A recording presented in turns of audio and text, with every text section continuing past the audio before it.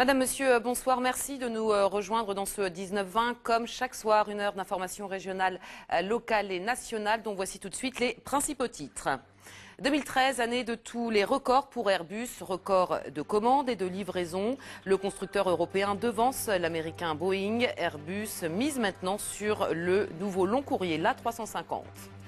Grosse perturbation à Paris, Marseille et Lyon. Opération escargot des chauffeurs de taxi qui dénoncent la concurrence déloyale des véhicules de tourisme avec chauffeurs. Mais d'abord, dans la partie régionale de ce 19-20, une recrudescence des cas de Galles dans les établissements scolaires de l'Eure-et-Loir. Depuis le mois de septembre, 49 établissements sont touchés par cette épidémie, principalement des écoles élémentaires. Une maladie contagieuse qui continue de faire peur, mais qui reste malgré tout bénigne. Dans l'actualité également, la colère des propriétaires qui résident dans le centre ancien d'Orléans. Sur ordre de la mairie, ils doivent procéder à des travaux de ravalement de façade. Des travaux qui coûtent cher malgré la subvention des municipalités. Certains propriétaires réclament le report de ces travaux. Et enfin, dans l'édition locale Touraine, les footballeurs du TFC en déplacement cet après-midi à la maison d'arrêt de Tours pour un match amical avec des détenus. Le reportage à 19h17.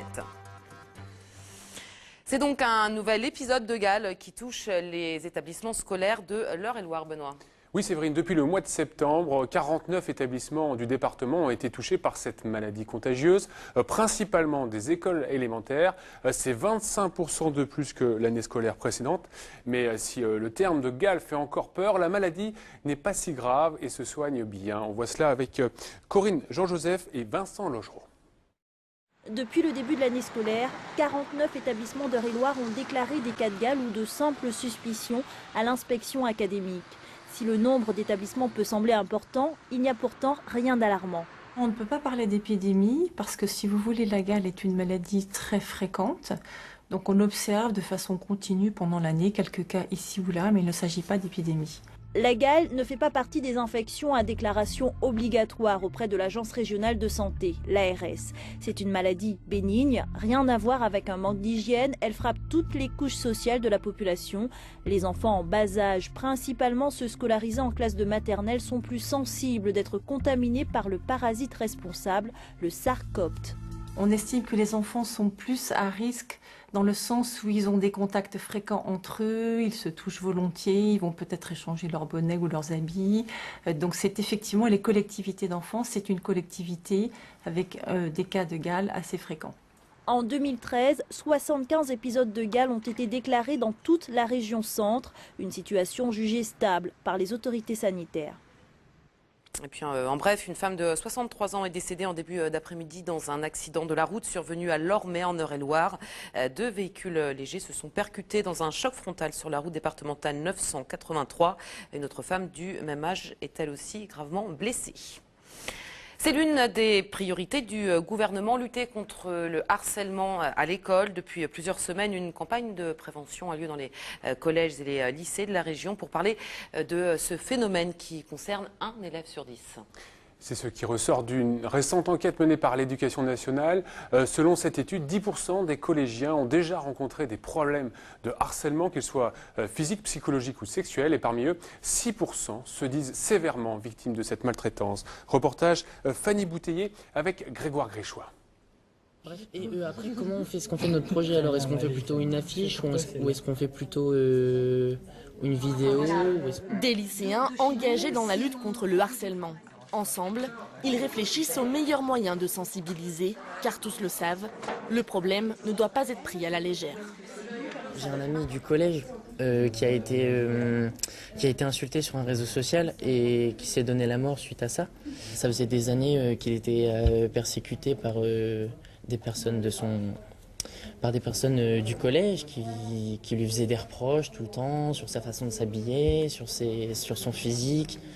Selon la dernière enquête de victimation et climat scolaire, un collégien sur 10 subirait du harcèlement. Physique, psychologique ou sexuel, il peut toucher n'importe qui. Dans certains établissements, par exemple, ça va être le bon élève qui va être montré du doigt. Dans d'autres où la norme n'est pas la même, ça va plutôt être le mauvais élève, cette fois, qui pourra être victime de harcèlement. Donc il n'y a pas de profil type. Par contre, ce qui est certain, c'est qu'un élève qui est victime très tôt de harcèlement, au bout d'un moment, va rentrer aussi dans une sorte de posture victimaire dont il faut l'aider, bien évidemment, à sortir. Après leur formation, ces lycéens endosseront le rôle d'ambassadeurs en milieu scolaire. Leur mission, épauler l'encadrement dans la lutte contre le harcèlement. Tous les jours, on a des cas de harcèlement. Des élèves soit viennent nous dire ce qui se passe, soit on le voit et on voit des élèves isolés. Donc on va les voir, on essaie de se renseigner un petit peu. Et nous, on est un peu démunis face à ce problème en fait.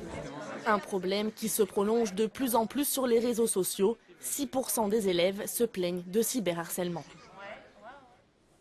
Ce sont des travaux dont il se serait volontiers passé. Tous les 10 ans, c'est la loi, les propriétaires peuvent être dans l'obligation de procéder à des travaux de ravalement. Et l'addition, Benoît, est souvent salée. Oui, une injonction de la mairie qui peut coûter quelques milliers d'euros aux propriétaires. C'est le cas, par exemple, dans le vieux Orléans où une vaste campagne de ravalement a débuté en 2002. Mais certains riverains, excédés par le coût de l'opération, commencent à faire entendre leur voix, surtout à l'approche des municipales. Jean-Pierre Brousseau avec Laure Bignalet. Je consulte les devis des différentes entreprises. Retraité, Didier Pinault habite un immeuble dans le centre historique d'Orléans. Mais depuis des mois, il dénonce le coût des travaux de rénovation imposés par la mairie, en expliquant que certaines personnes ne peuvent pas faire face financièrement. Actuellement, dans la conjoncture actuelle, début 2014, avec cette crise cinglante, je voudrais quand même que nos élus comprennent qu'il y a les recettes et les dépenses. Là, c'est pareil, c'est le souhaitable et le possible. Pour les gens aux revenus précaires et modestes, la situation est très claire. Il n'y a pas la capacité d'emprunter de telles sommes. Même si par la suite, on va récupérer, entre guillemets, 30% hors taxe sous forme de subvention sur le montant des factures, une partie des fiscalisations après, d'accord. Néanmoins, il y a quand même un sacré budget à trouver. Du côté de la municipalité, on fait valoir que l'obligation de rénover est accompagnée d'une prime de 30% d'argent public qui améliore la valeur du patrimoine et change l'image de la ville. Il y a des situations qui peuvent être délicates parce que tout le monde ou n'a pas des revenus, ou n'a pas le capital, ou n'a pas le projet d'améliorer l'ensemble de son bien. Et à chaque fois, on essaye d'adapter, on essaye de revoir avec l'architecte des bâtiments de France quelles sont les prescriptions de façon à ce que l'on ait une restauration qui soit conforme au passé historique de la maison, mais qui en même temps, évidemment, permette de décharger les personnes de différents frais. Pascal Villain, lui, est avocat et habite ce quartier depuis longtemps. Compte tenu du fait que le quartier comporte des populations à revenus moyens, voire même parfois à bas revenus, je pense que selon les circonstances, il faut un accompagnement social fort de la part de la municipalité d'Orléans. Je sais qu'elle a mis en place cet accompagnement.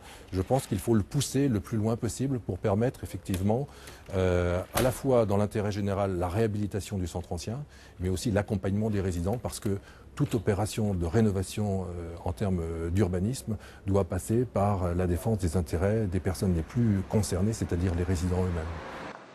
Normalement, le prochain secteur concerné par les travaux sera déterminé par le conseil municipal du mois de mai.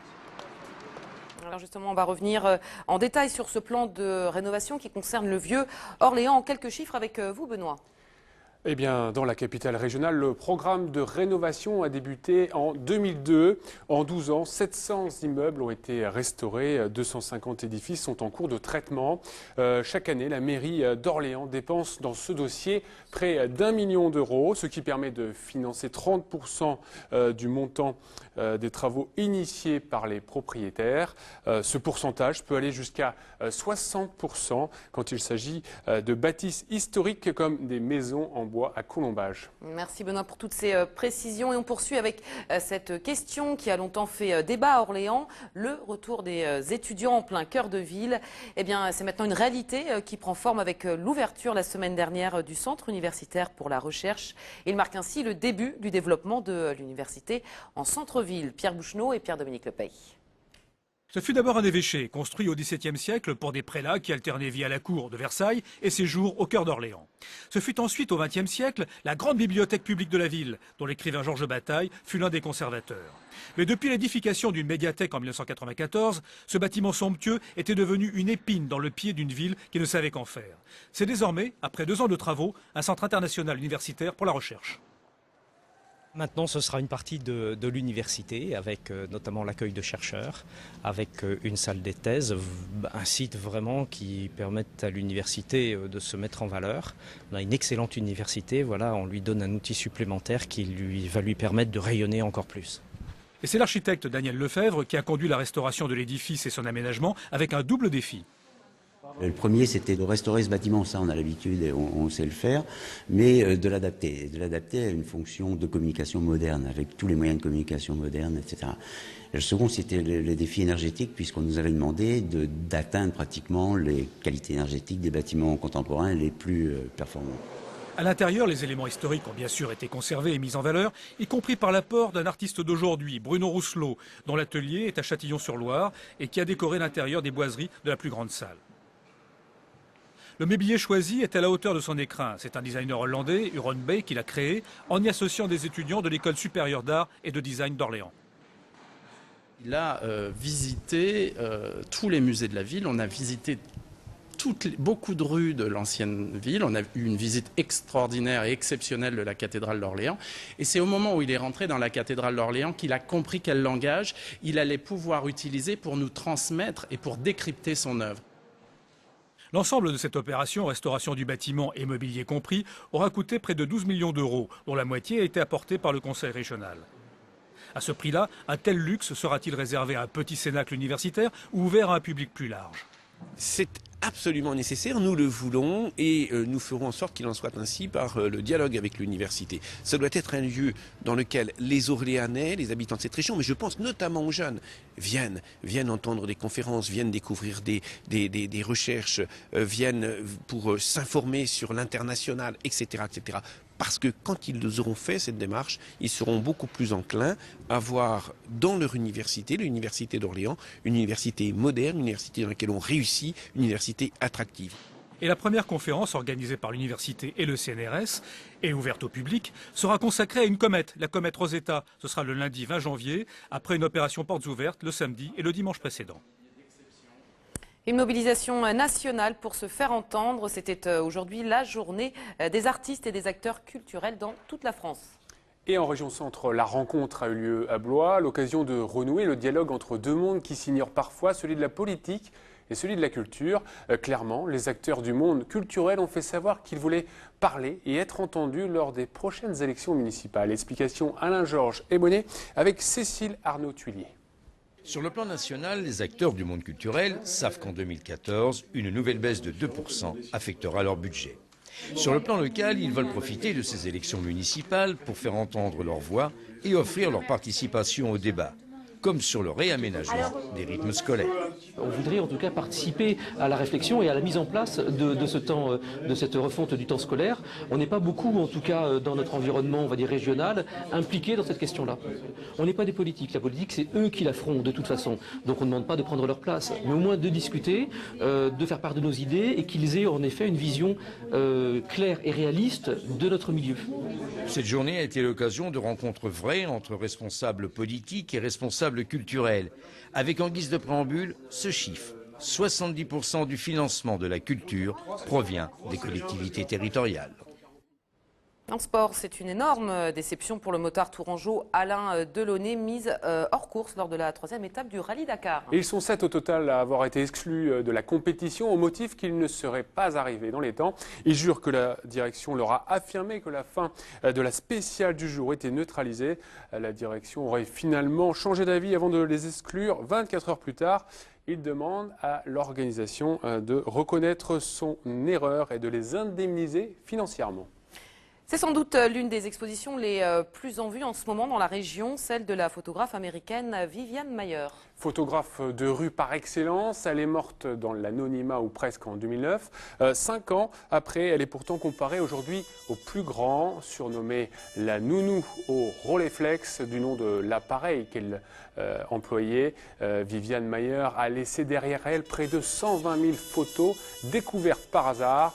On peut en voir pour la première fois une sélection importante au château de Tours, et ce jusqu'au 1er juin prochain. On écoute tout de suite le coordinateur de l'exposition. On peut la qualifier de photographe de rue, de street photographer comme le disent les Américains, c'est-à-dire avec ce terrain de chasse qui est la rue, qui est cette architecture de gratte-ciel, qui est celle de New York, qui est celle de Chicago, mais aussi les quartiers qui sont les bas-fonds de ces grandes métropoles, avec ces clochards, avec ces trafics, avec cette violence aussi que Vivian Maier photographie volontiers. Autre exposition à découvrir dans la région, Benoît, une exposition sur le papier dominoté. Ça se passe à la médiathèque d'Orléans. Et le papier dominoté, c'est en fait l'ancêtre du papier peint. Et à cette occasion, la médiathèque revisite son passé en exposant cet artisanat d'art très en vogue à Orléans au XVIIe et XVIIIe siècle. Une exposition que nous présentent Amélie Lepage et Sylvie François. Des motifs colorés et graphiques. Rien à voir avec le papier peint décrépit des toilettes de votre grand-mère. Les dominos, ce sont ces carrés de 40 cm sur 40 cm. Fabriqués jusqu'au début du 19e siècle, ils ont inspiré l'artiste tourangeau François-Xavier Richard, ardent défenseur de l'artisanat du papier. Pour moi, le papier peint, c'était le truc moche qu'on met dans ses toilettes, dans sa cuisine, ringard. Et en fait, j'ai découvert que le papier peint imprimé à la planche, à la main, c'est quelque chose de très pictural. C'est des tableaux, c'est quelque chose qui est... c'est une œuvre d'art, c'est un artisanat d'art vraiment à part entière, comme le tissage de la soie, comme l'orfèvrerie, etc. Pour cette exposition, il a donc remis au goût du jour ses dominos. Objectif, faire découvrir aux Orléanais tout un pan de leur patrimoine. Au XVIIIe siècle, les dominotiers orléanais alimentent en effet un large marché populaire. Mais un siècle plus tard, lorsque les machines font leur apparition, ils n'arrivent pas à s'adapter. Il aurait fallu tout changer, adopter les recherches des de ceux qui allaient devenir de grands fabricants de papier peint parisiens, en particulier Papillon, dont on voit les planches là derrière, adopter les nouvelles machines, la mode, cette mode qui arrivait d'Angleterre, produire des papiers de luxe pour répondre à l'attente d'une nouvelle clientèle. Tous ces nouveaux virages, nos dominotiers orléanais trop traditionnels, très traditionnels, n'ont pas su les prendre. Reste le témoignage de ces dizaines de livres recouverts de papier dominoté. Retrouvés pour l'occasion, ces petits ouvrages représentent une collection inédite. Et avant de se quitter, un mot de théâtre avec un classique de la dramaturgie actuellement joué à Bourges, une interprétation originale d'Andromaque de Racine. Mise en scène par Frédéric Constant, artiste associé à la Maison de la Culture de Bourges, l'interprétation qui se veut moderne est une intrigue amoureuse inscrite dans l'horizon sanglant de la guerre. On regarde tout de suite un extrait. Dusse de son hymen relever la splendeur. Enfin, avec transport prenant son diadème, sur le front d'Andromaque, il l'a posé lui-même. Je vous donne, a-t-il dit, ma couronne et ma foi. Andromaque régnait sur l'Épire et sur moi. Je voue à votre fils une amitié de père. J'en atteste les dieux, je le jure à sa mère. Pour tous mes ennemis, je déclare les siens, et je le reconnais pour le roi des Troyens. À ces mots, qui du peuple attirait le suffrage, nos Grecs n'ont répondu que par un cri de rage. Voilà pour cette première partie régionale du 19-20. Merci de l'avoir suivi. Restez avec nous. L'information continue avec, dans une poignée de secondes, vos éditions locales en Touraine et dans le Berry. Partout ailleurs, on se retrouve juste après la météo pour 7 au centre, consacré ce soir au nouveau laboratoire de recherche européenne en cosmétique. C'est tout de suite dans une poignée de secondes. Merci.